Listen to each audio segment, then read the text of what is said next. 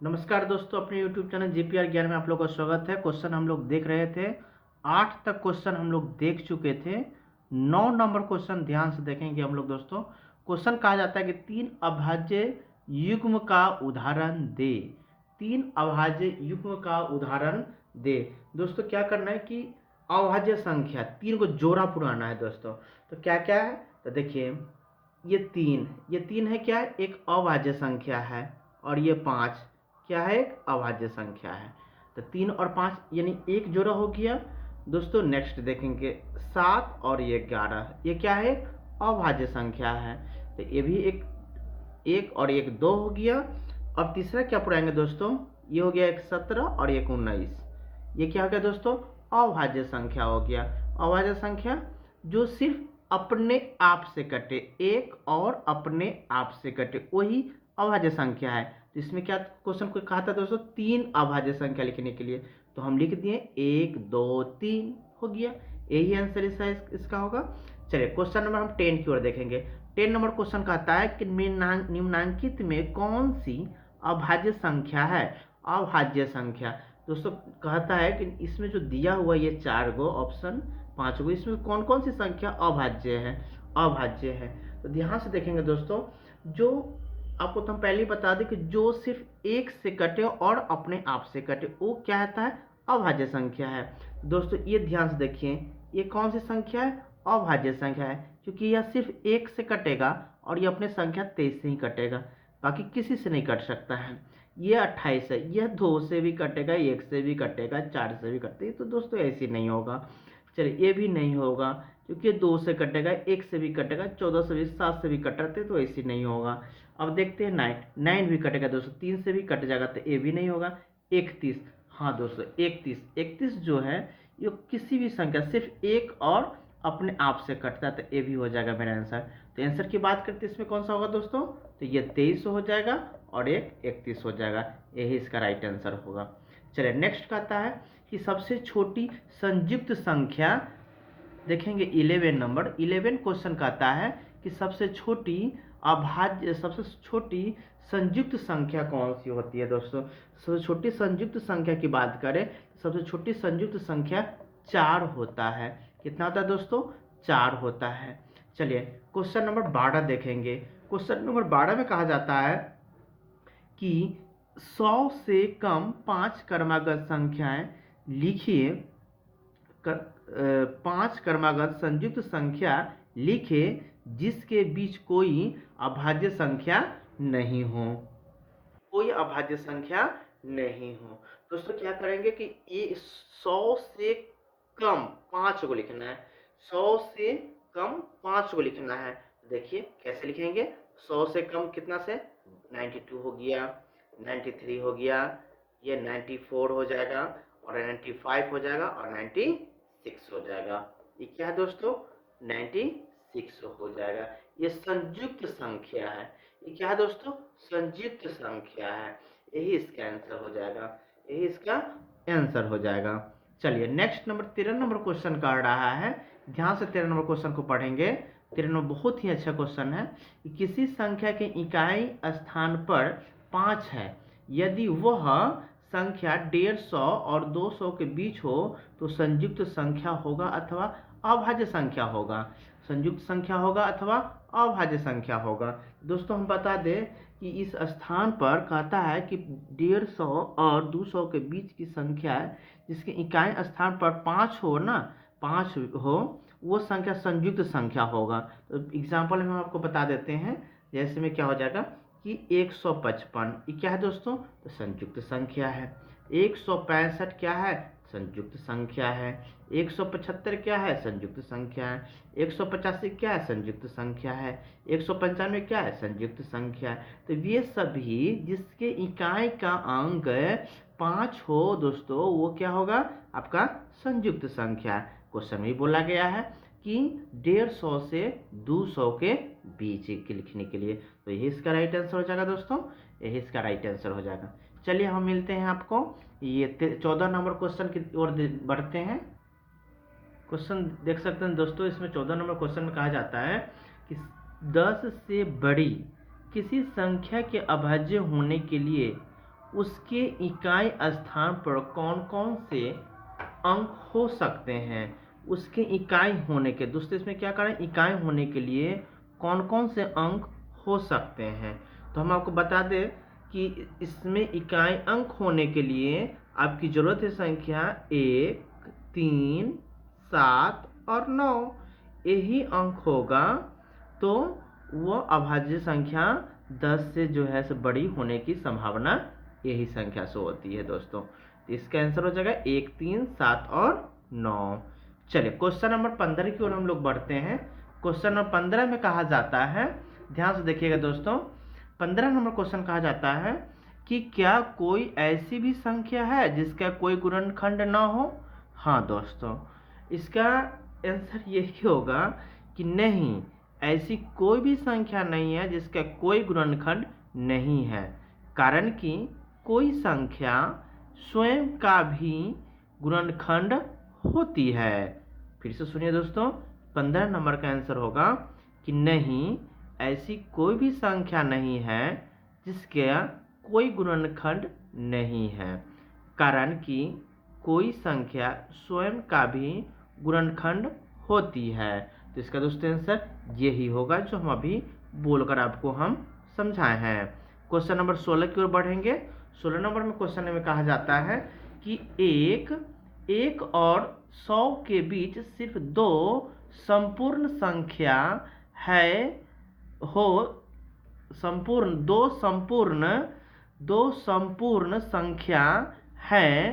बे है दोस्तों, बे कौन कौन से हैं। बे कौन कौन से हैं 1 से 100 के बीच दो संपूर्ण संख्या। पहले तो दोस्तों हम लोग जान लेंगे दो संपूर्ण संख्या आखिर कहते किसे हैं। तो हम आपको बता दें कि वह संख्या जिसके सभी गुणनखंड का योग उस संख्या का दोगुना हो एक संपूर्ण संख्या कहलाती है। फिर सुनिएगा, वह संख्या जिसके सभी गुणनखंडों का योग उस संख्या का दोगुना हो एक संपूर्ण संख्या कहलाती है। एग्जाम्पल की बात करें दोस्तों, तो इसका आंसर हो जाएगा कि 1 से लेकर 1 से 100 के बीच केवल दोस्तों हो जाएगा 6 और 28।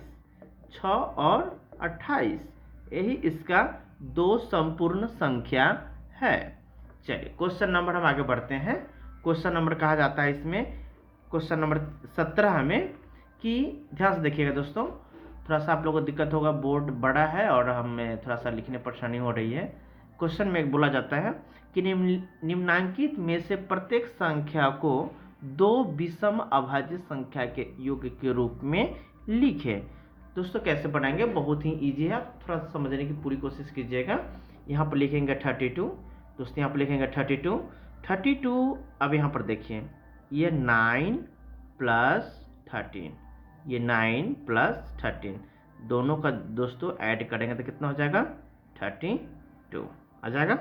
चलिए अब यहाँ पर 13 प्लस ये कितना हो जाएगा दोस्तों 19, दोनों का ऐड कर दीजिए 12। ओके दोस्तों 12 नहीं दोस्तों ये नहीं होगा, ये ऑप्शन इसका नहीं होगा। आप फिर से समझिए, ये गलत हम आपको बता रहे थे, थोड़ा सा ध्यान से इस पर समझिएगा। देखिए दोस्तों क्या क्या कहा जाता है कि 9 प्लस 13 और 9 प्लस 13, तो ये कितना हो जाएगा दोस्तों 9 प्लस 13, तो ये हो जाएगा देखिए 9 प्लस 3 इक्वल 9 प्लस 3 इक्वल हो जाएगा 12 और 12 का 2 हासिल बचा 1, 2 प्लस 1 प्लस ये 19 है, सॉरी 19, ये हो जाएगा 9 प्लस 3 इक्वल 12, 1 बच गया, 1 प्लस 1 इक्वल 2 प्लस 1 इक्वल 3, ये हो गया दोस्तों। और एक फिर इस संख्या को हम इधर ले लेते हैं और फिर 90 के इधर हम लेते हैं, तो दोस्तों इसमें क्या हो जाएगा, ये भी 32 ही आ जाता है। तो हम कौन कौन सी संख्या लिए हैं दोस्तों, तो एक लिए है 13 और दूसरा लिए हैं 19, तो यही इसका आंसर हो जाएगा 19, 13। नहीं समझ में आया दोस्तों, फिर से समझिए। क्वेश्चन नंबर 2 कह रहा है 40, देखिए यही ना 40, तो 40 में क्या करना है दोस्तों, ये 23 प्लस 17, हम दोनों को ऐड कर देते हैं तो ये 7 + 3 = 10, 1 बच गया, 1 + 1 = 2, 2 + 2 = 4, 40 आ गया दोस्तों। चलिए अब हम इसी संख्या को फिर से पलट देते हैं, पलट देते हैं तो ये कितना हो जाएगा 70 प्लस ये कितना हो जाएगा दोस्तों 23, कितना हो जाएगा ये भी 40 हो जाता है, दोनों तो 40 40 हो जाता है। तो हम कौन कौन सी संख्या लिए हैं तो एक लिए हैं 23 और एक लिए हैं 70, यही इसका राइट आंसर हो जाएगा, यही इसका राइट आंसर हो जाएगा। चलिए अब हम बढ़ते हैं आगे। आगे इसमें क्या कहता है क्वेश्चन कि देखिए 80 नंबर क्वेश्चन में बोला जाता है, 80 नंबर क्वेश्चन में कहा जाता है आपको कि ध्यान से देखिएगा कि 16 से छोटी और सभी अभाज्य और संयुक्त संख्या अलग अलग लिखें। छोटी क्या कह रहा है दोस्तों कि 16 से छोटी सभी अभाज्य और संयुक्त संख्या अलग अलग लिखें।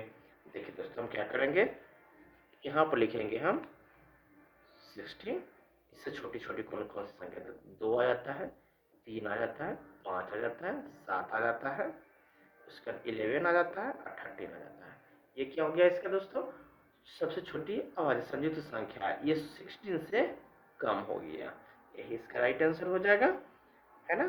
चलिए अब आगे हम बढ़ते हैं। 16 इससे छोटी हो गया, अगर बड़ी भी कर रहा है तो इसमें देखिए अलग अलग, तो बड़ी के क्या होगा, सिर्फ 1 हो जाएगा, 2 हो जाएगा, 4 हो जाएगा, उसके बाद 6 हो जाएगा, 8 हो जाएगा, 9 होगा, 10 होगा, 12 हो जाएगा, 14 हो जाएगा और 15 हो जाएगा।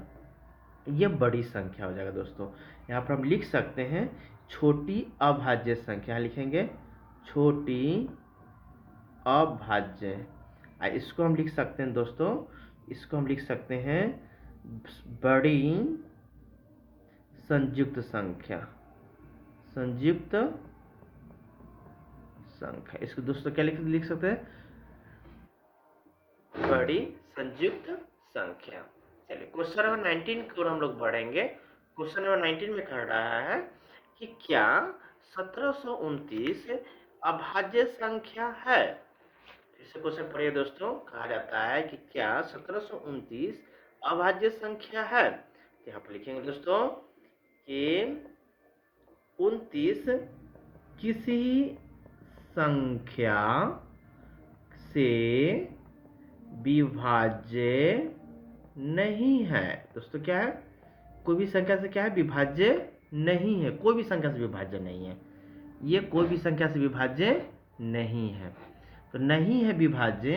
तो यहाँ पर हम लिखेंगे कि चूंकि 1729 एक अभाज्य संख्या है, यही इसका दोस्तों आंसर हो जाएगा, ऐसे क्या हो जाएगा आंसर हो जाएगा। चलिए 19 तक क्वेश्चन आपका खत्म हो गया। 20 नंबर क्वेश्चन पे हम लोग बढ़ते हैं, लास्ट क्वेश्चन है, लास्ट। देखिए दोस्तों इसमें क्वेश्चन में कहा जाता है कि निम्नलिखित में से जो सत्य है उसके आगे राइट का चिन्ह लगाना है और जो गलत होगा उस पर हम काट कूट करेंगे। दोस्तों यह 20 नंबर क्वेश्चन का रूल बता रहे हैं। 1 नंबर में कहता है कि वह संख्या जिससे केवल एक अपवर्तक होते हैं वह संख्या 1 है। तो हाँ दोस्तों 1 का क्या हो जाएगा, हाँ 1 का क्या होगा दोस्तों, हाँ। चलिए 2 नंबर क्वेश्चन कहा जाता है कि सबसे छोटी सम अभाज्य संख्या 2 है। तो हाँ दोस्तों ये भी क्या होगा दोस्तों, हाँ हो जाएगा। चलिए क्वेश्चन नंबर 3 की ओर देखते हैं। कहता है कि सबसे छोटी भाज्य संख्या 6 है। नहीं, सबसे छोटी भाज्य संख्या नहीं है दोस्तों, ये नहीं होगा। चलिए क्वेश्चन नंबर 4 देखते हैं।